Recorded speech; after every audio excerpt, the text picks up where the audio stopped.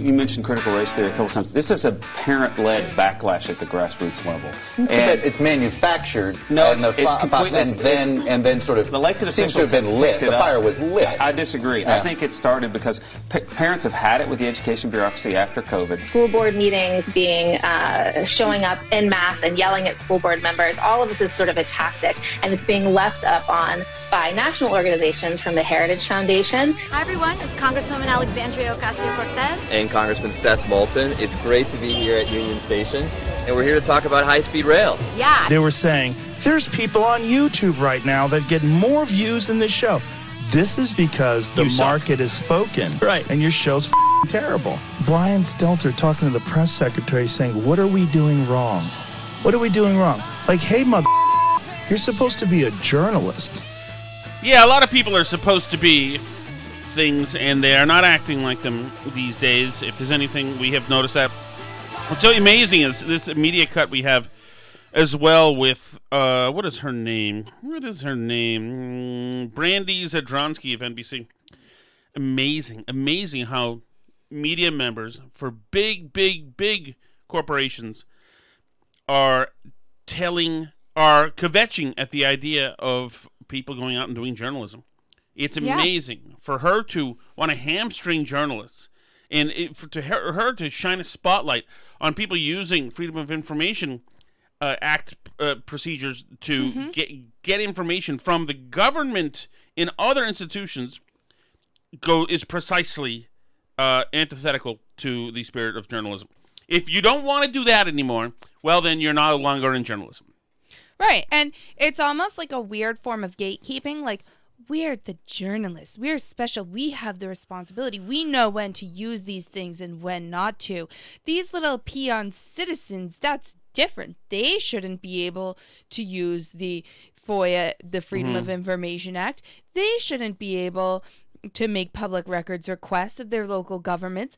They're irresponsible. They're bad. They might have another agenda. They shouldn't be able to see this information. We, the very important journalists, will look at the information and we'll decide what is worthy for you to know and not know. And it's crazy because not only that, but she says she gives it away during the rant. You know, they're going to try to use this to say that people are that all this budgets, the spending on race in schools is for critical race theory, and that's just not true, she says. It's like, well, really? You already know? Yeah, wow. Let's draw our own conclusions here. It's amazing. So, hi, everybody. It's great to be back. Alice and I just got back from Connecticut today. It was it was 3 days, but it was a long 3 days. We packed a lot into it. Alice, key takeaways about the state of Connecticut from you. Things are very beautiful in Connecticut. Everything looks really, really nice there. I would agree. It's a gorgeous state. I mean, I think Massachusetts is a pretty nice-looking state, to be honest. I love the aesthetic around here. We live near Newburyport, which is gorgeous, and, we live near, like, cute little farms and farm stands. It's very nice, but, like, Connecticut, honestly, I have to say, it kills me to say it with my Massachusetts pride, but Connecticut does stuff prettier. Connecticut's really, really pretty. There's like stone walls everywhere. Just the beaches are gorgeous. They have the beaches gorgeous? I thought the beaches were gorgeous. Did we even see any beaches? Yeah, we did. We saw one beach in New London. We drove by some. We drove by some on our way down the coast. Okay, I see what you're saying. It was really pretty and just like. I agree with you totally that it is very. Pretty rivers. It was beautiful. There was nice gorgeous houses, unique town after gorgeous unique town. We went from Old Saybrook into Hartford essentially, and each one you could fall in love with for its own character. Now you pay for that there. It's an expensive state to live in, and it is a state governed. It's a blue state, and of course it's up here in New England, so you get 3 good months out of the year. But I would say that both you and I are floored at how pretty. It is. That's one of the things about having the highway system is that when you're on the interstate, you rarely see. Some states are so cool that they can even, overcome the interstate highway system and the bucolic, kind of geography can. But Connecticut's one of those states where other than messing around close to New York, down in that area, like Greenwich, etc., I had never really spent that much time in the back roads. But wow, it was fantastic. Yeah, we liked Groton. We liked New London. We loved Mystic. Mystic was great. All the downtown area there was so fun. And in the West Hartford, we loved the Mark Twain House. Right, and that's touristy stuff, and that was all par for the course. Very good. And some of the stuff, like Old Mystic, the little village that was probably built in 1985, whatever, but still cool. But Mystic itself is full of character, wonderful. And the highlight, even though every place we went to eat and drink the service was really exceptional. The Comfort Cafe, Alice, which was listed on Google as closed permanently, right? Which is a little place in Old Saybrook attached to a like a Comfort Inn, a Quality Inn, which is not necessarily a Quality Inn. But this place was just a magical little place. It's up on our podcast. You can see Alice doing some karaoke there. Yeah, some bad karaoke. Very bold mood, Alice. I shot you from the waist up just in case I got an angle that you would not have signed off on and you would castrate me. So I might not. I haven't looked at it. I don't want to look at it. Yeah. Oh, but Alice was raring to go. That was right after she did the 1570 podcast. We went and found this place that had been mothballed. We're not even sure who ran it. I assume it's an abandoned building, and it's the squatters are now running a restaurant. But it was a great place. It was awesome, though. And the drinks were great, and the food was great, and it was if I lived down there, you could call it a dive bar, but it's the kind of bar there where I was always most comfortable in anyway. Growing up, no pretense, no theme, just good people and good food. It was fantastic. Great. So we liked that. Thank you, Connecticut. That was great. I start tomorrow on the radio. 1080 AM. WTIC. 10 a.m. to 2 p.m. every day. Tom will be 4 hours, Alice. 4 hours every day. And check it out tomorrow if you can. If you're in the area, we'll have fun. There's an app too if you're not in the area. Yes, there's an Odyssey app you can get as well. And so that's a new adventure for us, and hopefully that'll benefit everybody, you guys listening and me and all that stuff. And I look forward to it because just hanging out with those folks in Connecticut has been a blast. And we're now members of the Mystic Aquarium. So yes, we're made nutmakers now. Also, okay, so let's get back to business here. A couple of themes that have jumped up, that I've seen jump up in over the last few days. It's the news cycle is a little bit scattered to the wind. A little bit right now because the summer slide is happening. So today was really the Sunday shows spent most of their time, giving plaudits to Biden for his soaring rhetoric and incredible tough stance with Putin. All that horse bleep, which there's nothing to it, whatever. But what we're seeing as well is the left trying to convince us that we're excited about high-speed trains. And the right finally making a little bit of headway when it comes to critical race theory. And we've probably been talking about this stuff for 2 years, really. And they're finally, I feel like the critical race theory people are finally starting to be on the defensive a little bit. There's finally a tiny bit of momentum of pushback against this stuff. Well, and you can tell this because their Praetorian Guard, the media, has started to be compelled to finally admit that it's even a thing. Yeah, that it even exists. Right. So they're now falling back a little bit, and so they're having to talk about this somewhat. Even though, and this is the same thing happened with the Tea Party. As soon as you have concerned, normal parents and citizens getting together, saying, hey, this is BS here, whatever. Right. The left has to rebrand those people. They cannot just be concerned citizens. There has to be something malevolent about them. So these critical race theory people are one of two things. One, they're just out and out racists. Or they are people that are astroturf. These are people funded secretly by bigger organizations, spurned on, etc. There's no way this can be grassroots, which of course we've seen all over YouTube, and actually just common sense Right. We've talked about it. You've talked about it. I've talked about it. People we know talk. Anybody talk. This stuff is insanity. Well, yeah, it turns out that the type of normal suburban parents who voted for Trump in 2016 and then switched to Biden because Trump was just like too much last year, as the suburbs swung back Democrat in 2020, it turns out those type of like normal average Joe parents don't like being told that their 5-year-olds are irredeemable, bigoted racists who need to sign a compact about how they're going to deny their whiteness. That as it happens, that doesn't necessarily fly that well with regular parents who aren't completely gone psychotic activists. Right. And that's like, and the left just like doesn't know what to do now that, like, even though all these people went to Black Lives Matter protests in the summer, the support for the Black Lives Matter organization has plummeted since last year, and people are pushing back now on this critical race theory stuff because it was supposed to be a reckoning. It was supposed to be everybody was supposed to go to race confession and talk about their whiteness and their privilege and how terrible they were and how they benefited from these evil systems of oppression and how they need to, you know, like, be redeemed by giving away everything they own to critical race theory activists who are buying up houses. And as it turns out, they didn't really necessarily buy into as much of that philosophy as the activists were hoping they would have.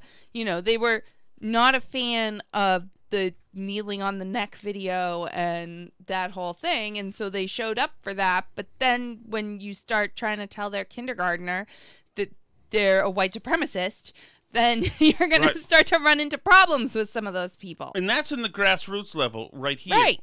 That's what you see. Mm-hmm. And yes, it's very personal and it's very offensive, of course, if somebody says, yes, your child has to engage in this little struggle session. Yeah. And that's here. We're and then you look at the dividing elites up the little and you see what the elementary elites schoolers are doing. by race. You see what the elites are doing, like the Heights people, and also they're in the elite version, high-profile struggle sessions where Rita Moreno now, who's almost 90 years old now, she's had to apologize for daring to defend Lin Manuel Miranda, huge progressive gay. Am I wrong? Does he have AIDS? Is he not gay? I don't know. Is he gay? Is he not? I don't even know. Isn't he gay? I One don't of the guys... follow Lin Manuel, but let me look it up. I'll tell you. Hold on. I thought he was gay and had AIDS. If not, Alice, we have to... Wow, way to stereotype. He might be gay. I just don't know anything about it. Personal life. He's married to Vanessa Nadal, a high school friend. Okay, I'm sorry about that. This is... He's not I'd like to gay retract that fully. He's not gay. He does not have AIDS. And could you get legal on the phone? In fact, Lin Manuel Miranda is not gay and does not have AIDS. He is progressive, though. But, okay, so this is what I'm going to... Latinx, and he is progressive. So this he is on Broadway. Okay. But that's all you got. Yes. But well, way to that's what I meant. That's no. way to stereotype. Hold on. So, Dateline... July 11th, 2016, gay HIV-positive actor lands the biggest role on Broadway. New Hamilton star Javier Muñez has spoken about living with HIV. Oh, okay. So there you go. I apologize, but I think we can make a confirmation on Javier. Jeez, Lin-Manuel. Wow, what a thing to say. So anyway, but he should be woke enough, right? I think Javier probably is the guy who yelled at Pence. Okay. So... You think that they'd be woke enough, but no, and John Chu as well. Nope, it's not good enough. Not good enough. No. Because somehow, there's no hair too small to split. Yeah. And if so, the person who's Afro-Hispanic, is that what it is? Afro-Latinx. Afro, you're right. If it's not enough, then in the person's skin pigment is not enough, then heads have to roll. Exactly. And they keep going. No, there's people going around like holding up color chips to make sure that people are dark enough on the set, apparently, now. To make sure that even though you cast people who are actually from the background that the characters are supposed to be cast from, if they're not literally dark enough in skin tone, then there's a problem. And not even, there were darker people in the backup dancers, but if your leads don't have dark enough skin tone, there's a problem. Right. And it's all being lived again. And so this is obviously, everybody who can see it knows it's absurd unless they're involved in it. If they're one of these self-flagellating, if you're making money off it, or if it just makes you feel good, if you're like I said, if you're a rich person from a really nice town like Essex, Connecticut, Alice, which we're intimately familiar with, Deep River, Connecticut, right? Which I have never heard of Deep River, Connecticut, until but if you've got yesterday, and it's beautiful. If you live in one of those beautiful mansions with a beautiful 2 Range Rovers and a Bentley and all this other stuff. And you feel guilty about it, sure. Maybe you'll enter into this thing as well and go on TikTok and declare yourself a colonialist. Or a colonizer. A colonizer, exactly. And say, yes, I do deserve it because I deserve to feel uncomfortable in being uncomfortable spaces. It's all the same freaking script. It's the same one. And I deserve to be uncomfortable because whiteness has protected me. In my even being around is enough to endanger the lives of black people who don't have the protections that whiteness has given me and my privilege. It's all these words, all these confessional words, and it's the same script, although it's the same script, but it's a growing script. Because now you have to explain whose stolen land you're on, which tribal nations you're illegally occupying at the beginning of every meeting that you start. You have to, there's like new genders all the time that you have to acknowledged, and you gotta maybe give pronouns. Maybe everything changes day to day. You have to keep. It's a lot to keep up with. And maybe if the public schools, if idiots weren't rolling off the assembly lines in the public schools, maybe this could be a niche class or a theoretical discussion you could have as well in the wacky theories class. Maybe it's something you could talk about as well. But to put this thing, infuse public schools with this. Many schools are underachieving. Many schools are doing just fine. But this is craziness. This is craziness, and it's pure racism. It's determining value based on skin color. What else do you want to call it? What do you want to do? And you're putting people like, what is White Boy Summer, Alice? Well, that's just kind of like an internet joke. That's to say that like this is the summer for white boys. So okay. So like if you would like post a cute picture of yourself in a swimsuit, and you'd be like, yeah, white boy summer, baby. Okay. Is it for white boys, White Boy Summer? I can tell you that this large scale, this trend of identifying yourself as white anything is new and absolutely a result of identifying everybody else identifying skin color. Right. And adding to it. So you've pushed around the white kids now and told them how much they suck and said you're labeling them. You're saying you're whiteness bad, white. So there you go. All right, fine. I guess I'm white. That's my identity. You're telling me that it is. So now we're having people embrace this. Their whiteness. Well, and I don't get how people don't see how dangerous a match this is to be playing around with, because as it turns out, America is still not yet a majority. I always forget which way to say that. Minority nation, right? Even though we keep getting told it's going to be any minute. Like, why, if you're not for racism, then why would you be trying to push white people to identify as white more and black people to identify as black more? You know, like I don't get what the end game is supposed to be of this. You know, like tell white people, you're white, you have whiteness, you're white people are bad, white this, white that. Like, what do you think is going to happen? Like, obviously there are going to be a lot of people who are just going to reject the whole thing and say, you're a bunch of psychotic racists. But there are going to be people who buy into this and who are going to go, fine, yeah, I am white.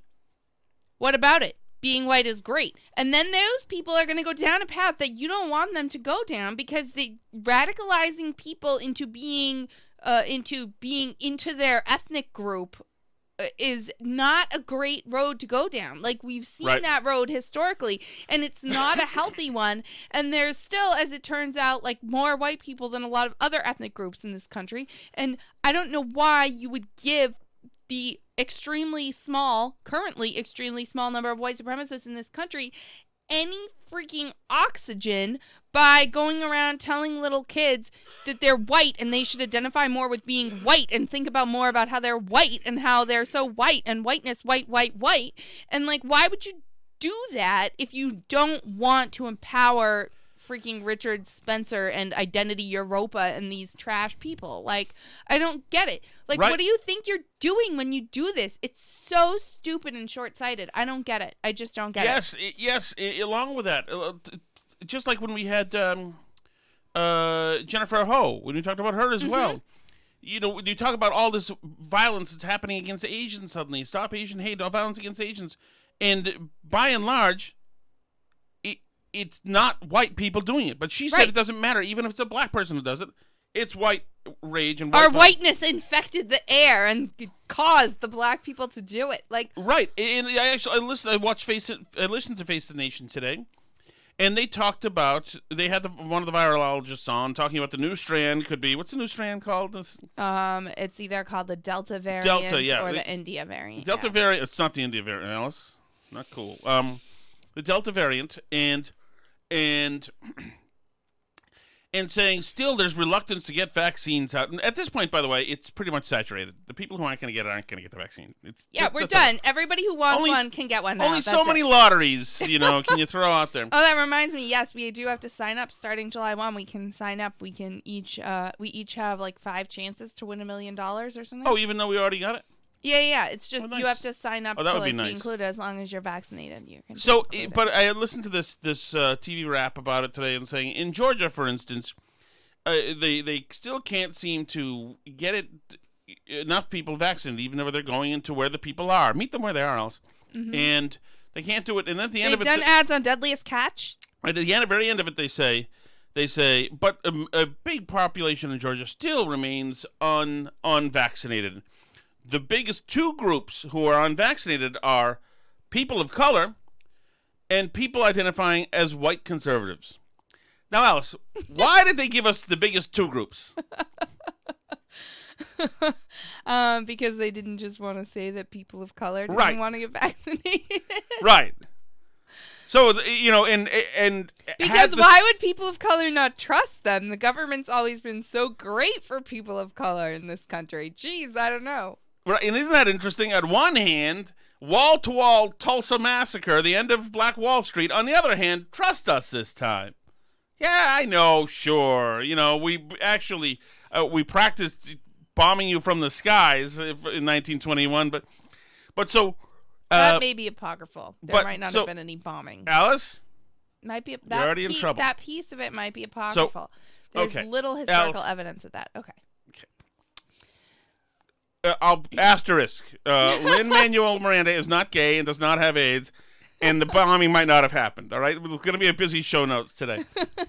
But even people notice things like that when they say the biggest 2 groups are the biggest 2 groups are first African Americans, and the 7th biggest is actually white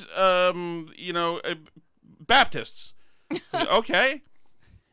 People know, they see this weirdness, and the bureaucracy obviously never tells you the truth. We've learned this from Fauci, etc. They'll never tell you the truth, and that's why they'll never say. Fauci will never say. He'll say that people with black and brown people are hit harder than, but they'll never tell you any more information as to what and why and how, etc. He's certainly not going to tell you it has anything to do with diet or obesity. No, because obesity is not a risk factor for anything. In fact, even the word obesity is offensive, and it's not a concept we should even talk about. But if he does mention obesity, he'll tell you that because of disparities and inequities, obesity hits. And I'm afraid that if you talk like this, and they've made this construction so that it seems like this. It can seem like this to people that if you talk like this, you're drawing. You're drawing lines, tribal lines, And I'm not trying to do that. I just think that I think black people and white people both can handle the truth, and so we can speak the truth and give everybody the truth. But let's go to, this is Chuck Todd with Brad Todd, who's a conservative Republican consultant, and then Chuck Belcher, who's an activist. Sorry, it's not Chuck Belcher. It's Cornell Belcher is also an activist. He'll be on this in a second. But here is this is first the NBC reporter and Republican activist Brad Todd talking about parents getting worried about critical race theory being taught. And listen to Chuck Todd just dive on the grenade on this. And specific to this idea of critical race theory, I have to tell you, I just spent some time reporting on this county in Virginia, about an hour outside of Washington. And to your point, this is something that is mobilizing people and resonating very deeply. It was about a 100-degree day. Dozens and dozens and dozens of parents, mostly white in this largely affluent county, showed up to a school board meeting. For many of them, the very first school board meeting they'd ever attended, specifically because of this one issue. That's important to note that you mentioned critical race theory a couple times. This is a parent-led backlash at the grassroots level.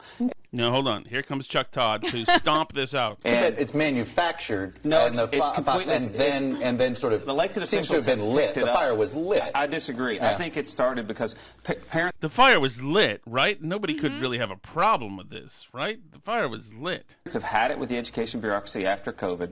They're fed up with it. They tend to trust Democrats when it comes to education funding, but they trust Republicans on education accountability. I think that what the backlash you're seeing on critical race theory in schools is another example of parents trying to hold educators accountable.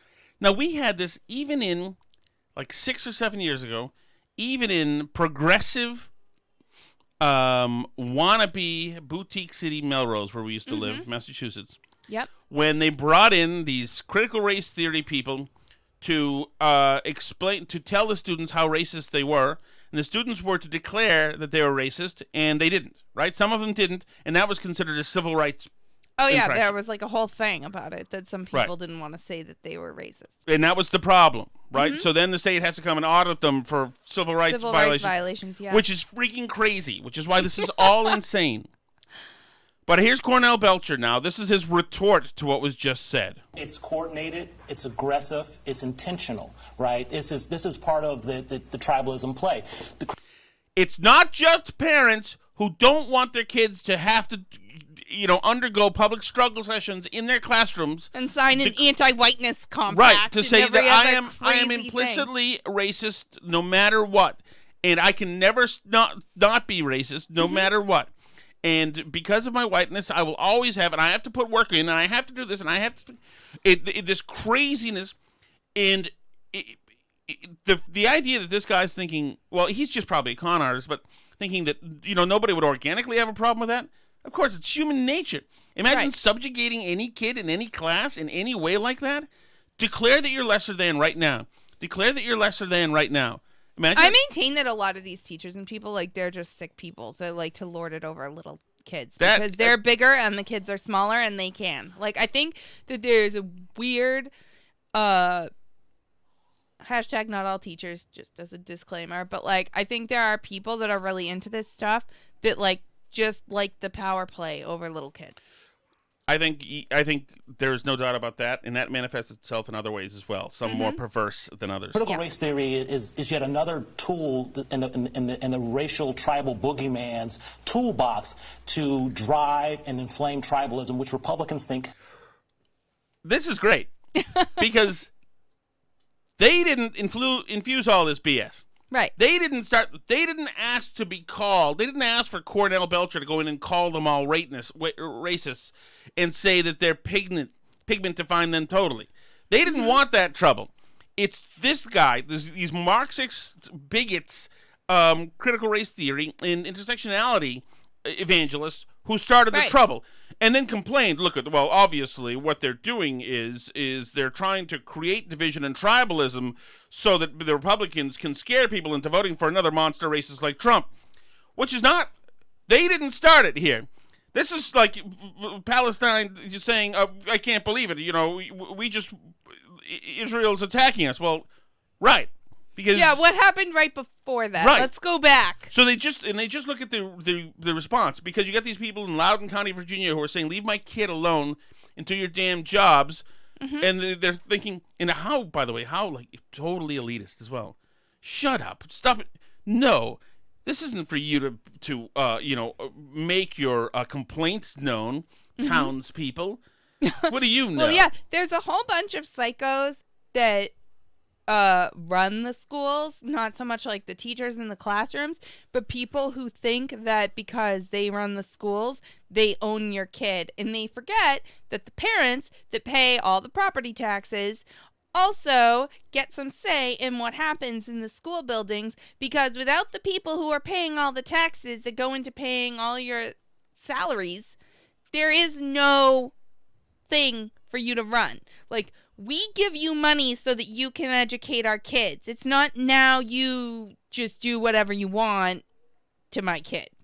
It's not like the education system isn't something that like came out of you deciding to do something. Like, it comes from us, the parents, and like when it fails to achieve that mission, like that's when parents show up at meetings. That's when parents are bailing out of the school system, taking their kids to private schools, to charter schools, to home schools that aren't being freaking crazy. Right. It's when school committees and the town politicians and city politicians are using their capacities in local government to play national politics. Right.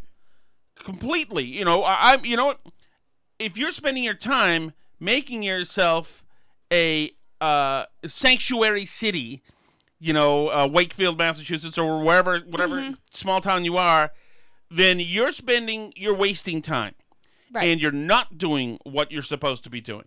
We had towns. Plow the roads and go on with your day. Don't waste my time. Exactly. There are other, you can get into other vocations if you want to do that. If you want to go declare George W. Bush a war criminal, then go somewhere else to do it. Go to The Hague, start working on it. That's fine.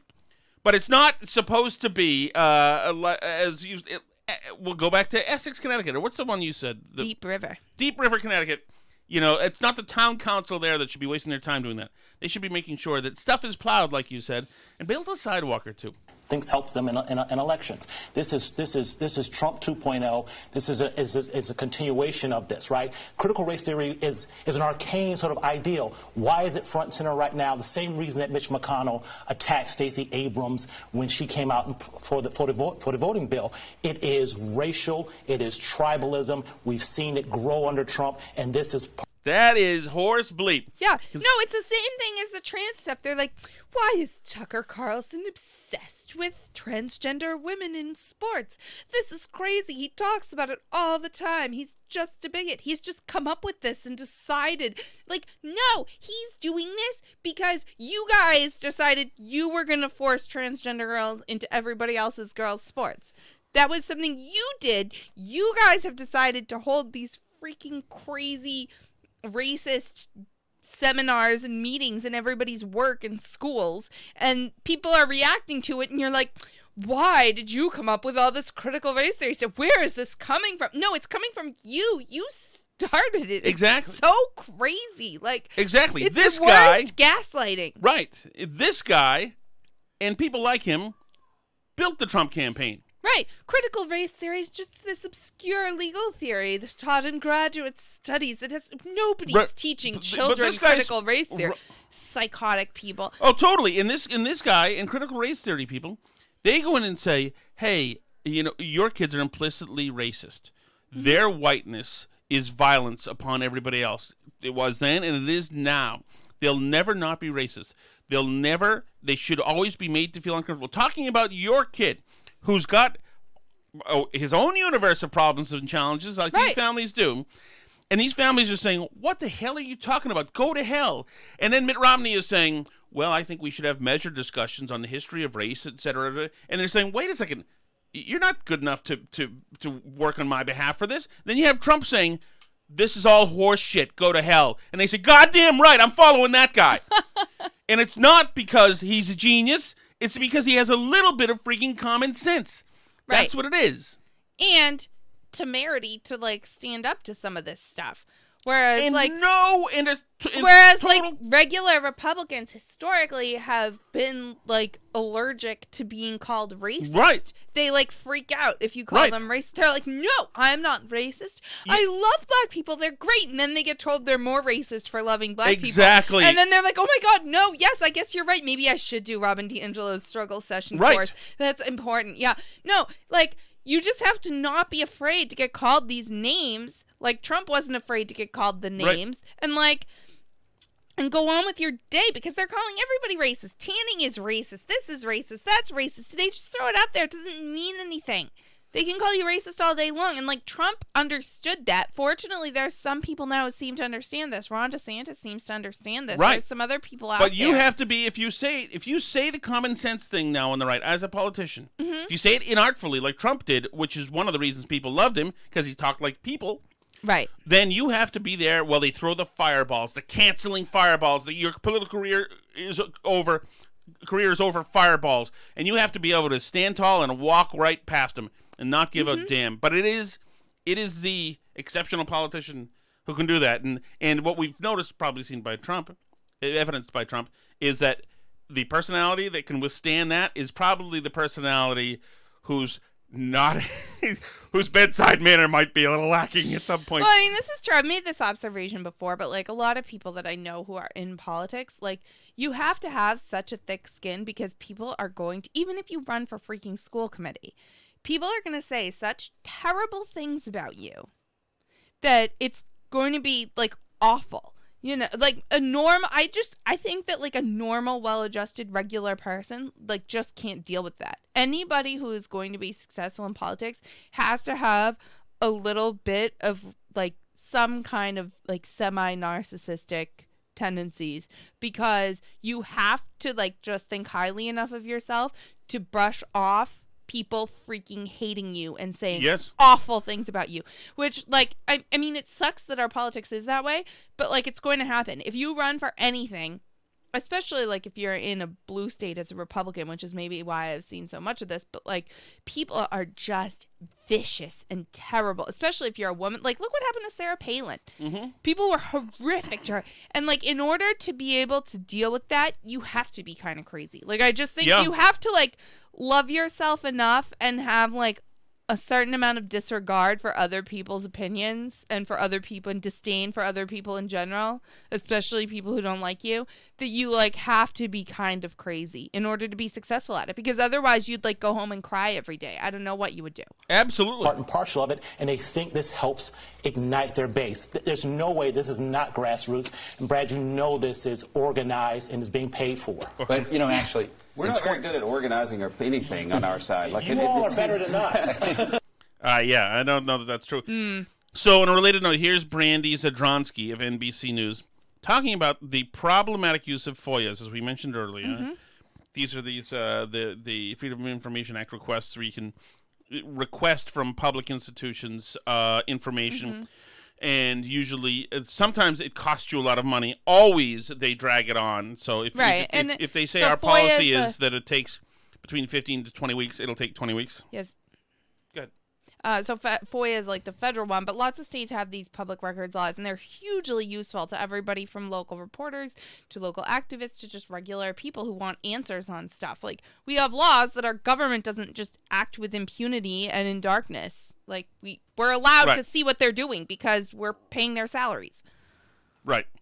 So here is Brandy Zadronsky. She is an NBC reporter, and she's concerned that ordinary, as I said earlier, or ordinary citizens or other independent media journalists are using these things in a way that she doesn't approve of. It's hard for me as a reporter because I don't want to put foils in a bad light, right? Freedom of information laws are wonderful things, but it is, in fact, a tactic of national and just hyper and fast-growing local organizations to use onerous public records requests. So what we'll see, what we saw in Maine, is asking for all of these records requests of, you know, how much money did you spend on anything involving race? And then that is used to sort of frame, again, the school board as being as paying for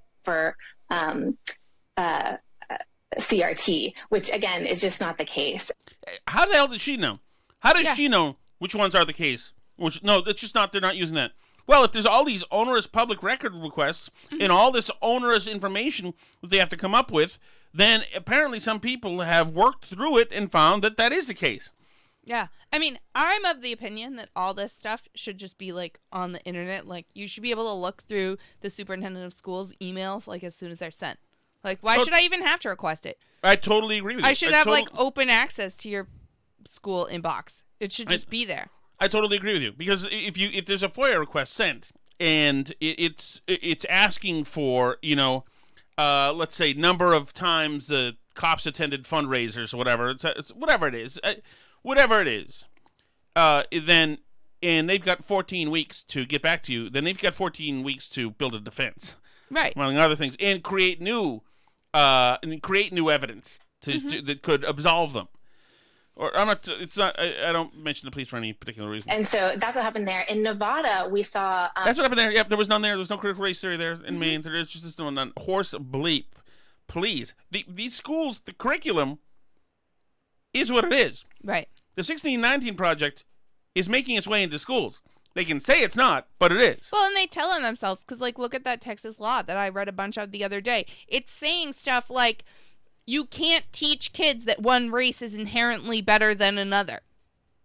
Like, if you have a problem with that, then you are the racist one. Like, not me. Right. I don't know. The law sits here and tells me they have to learn all this stuff about the history of slavery and Frederick Douglass and all these different things.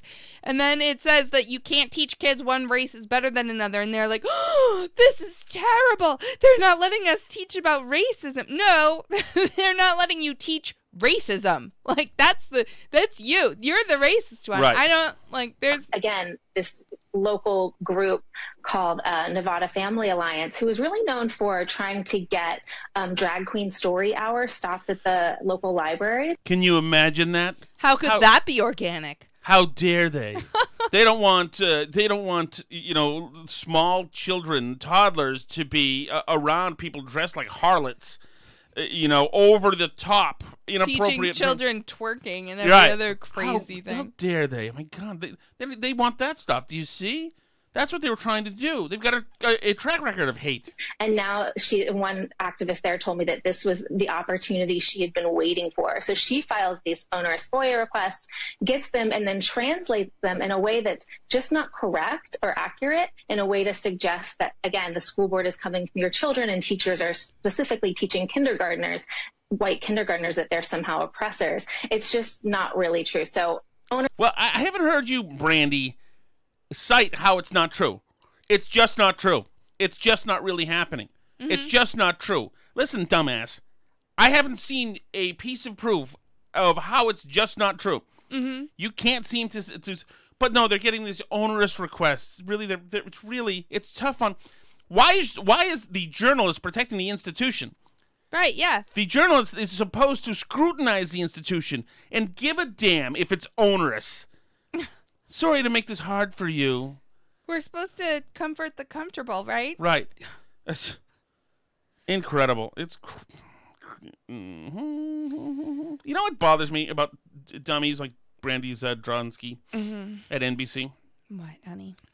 Is that she's dishonest, not very bright. She's unethical. She doesn't think she is. She's mostly damaging to society. Right. What bothers me is that she probably makes several to a handful of hundreds of thousands of dollars a year. Yeah, I would guess that's probably correct. Yeah. I don't like that, Alice. I don't like that. I believe it's called, what do you call that? When you call, is it capital envy? What's it called? Social. I don't know. There's a word. You're just jealous. Yes. Basically. I guess that's the more accurate way to put it. Correct. I'm jealous. I want that money, and I'm willing to call FOIA's onerous non-grassroots. We are better off not being corrupted by the influence of all that money, I would say. That said, if you were looking to influence the burn barrel, your best route of corrupting is Tom Shattuck, winchester@gmail.com. FOIA requests. School board meetings being showing up en masse and yelling at school board members. She's running defense for how dare they show for up government, at school board for meetings? government. Don't go there and yell at the people in government. No, don't go there and be mean to educational institutions, the public education system that has your child all day. Don't ask them questions. Don't ask for onerous FOIA requests. That's not what you're supposed to be doing. No, look into white supremacist groups like the Boy Scouts. All of this is sort of a tactic, and it's being left up on by national organizations from the Heritage Foundation to ALEC to other groups that have popped up after the Trump presidency to sort of push this American first agenda. And it's also being, roundly embraced by. So she said it's just not happening. It's just not happening. It's just not happening. Nope. Yeah. CRT's not happening. It's just not the truth. What just about not. you Hold on. freaks? So wait a second. But these people are in the pocket of the Heritage Foundation. That just is happening. Proof? No proof. No, it's just Trump organizations afterwards doing it all. Yeah. So all these moms and dads who are worried about this crazy, perverse education that they're getting, that the kids are getting, they're just corrupt mercenaries for Trumpy groups out there. Right, That's they're it. being paid by the Heritage Foundation. News organizations, like you mentioned, like Fox News, Breitbart, other right-wing organizations who are just covering this stuff en masse when it's really a local issue. What a sicko. Yeah. What a No, sicko. it's total gaslighting. It's like they don't trust parents to be able to see what's happening in their own school districts, the things their own kids are coming home with and telling them, the things they've seen on Zoom meetings over the last year while the schools weren't in real in-person learning. And, nope, you're not seeing that. That's not true. Nope, the teacher didn't email you back with their pronouns in the email. That you didn't see that. That didn't happen. Nope. You're just being paid by the Heritage Foundation. It's your imagination. Totally. There's no such thing as critical race theory. Nobody's teaching critical race theory. It's a very obscure legal theory that none of us even understands. We can't even talk about it. It's just totally made up. It's never even happened. Critical race theory's never even existed. And that's on the media level. You've seen You're them just talk making about it up this. because you're racist. Right, and you've heard the activist level with Cornel Belcher, the media level with this woman, Brandy Zadronsky, and, of course, and academia, like Dr. Aruna Kilalani, who said she wanted to shoot white people, or she's a shrink and works for Yale. And now she's been talking. She talked to Dr. Mark Lamont Hill, who actually I do like, who's a very progressive black professor, academic type. So he talks to her about all the crazy stuff she said. And I don't know if he wanted to drag this out of her, but she is a very credentialed person. She's very important to Alice. And listen to her explain herself. There are no good apples out there. White people make my blood boil. When you say there are no good apples out there, what kind of claim are you making? I'm talking about people have this idea that racism is something that if you're consciously racist or if you're a Klan member, and I'm sort of making the claim that racism is something that is unconscious and it is actually in everyone, and everyone uses these words systemic. They're like, I know that racism is systemic, and yet individually when you call them out, they'll be like, well, it's not me, you can't say that. And so there's a disconnect between use of the word systemic and saying that racism is everywhere, but the moment you point it out individually, there's sort of people disown their own violence and racism. Because, psycho, they don't own their own violence and racism. Because they're not violent and racist. Right, exactly. Whether or not it's out there and it's systemic.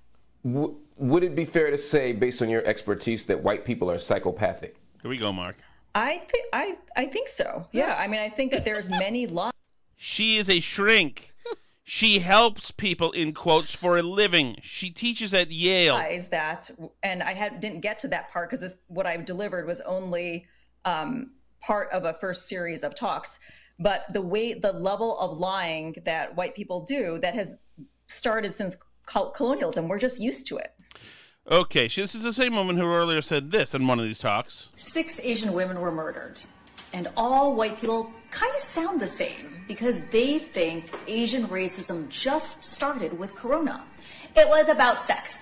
We're not sure it was racist. This is new. We're offended. You are the racist. Yeah? So why didn't this mother go to a juice bar, or the opera, or a yoga rejuve, or a fucking lacrosse game? White people won't see what is staring them right in the face. Yeah, a psycho right now in the case of the people in that room. It's been great, everybody.